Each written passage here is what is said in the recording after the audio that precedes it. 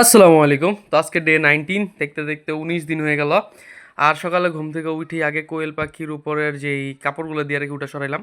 এরপরে দেখি যে রিও আর ওরিও কি করতেছে, তো ওদের খাবার চেঞ্জ করে দিলাম আর পানি দিয়ে দিলাম ওদের। এরপর ওদের ট্রেটাও আজকে অনেক বেশি ময়লা, তো ট্রে পরিষ্কার করতে হইব।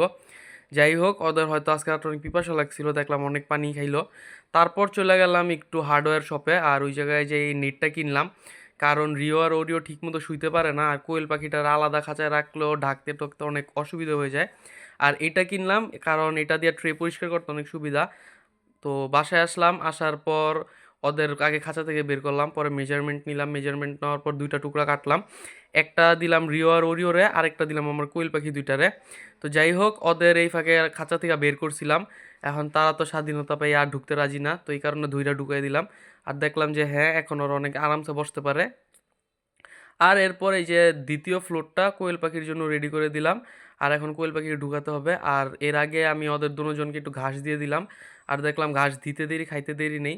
আর ওই যে হ্যাঁ, কি জানি পাইছে চিপার ভিতরে, বয়ে বয়ে একলা একলা খাইতেছে। রিও যাতে না দেখে এর লিগে পালায় আছে।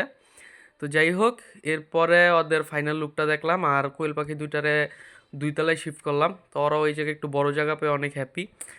আর এখন দেখেন দুপুরে দুইজন আরামসে ছড়ায় ছিটে আরামসে শুয়ে আছে। আগে যেহেতু এই খাঁচার ছিদ্রগুলো অনেক বড় বড়, এই কারণে বসতে পারতো না। আর এখন আমি আর আম্মু এইটা নিয়ে একটু আমরা মিরর মিরর খেলতেছিলাম।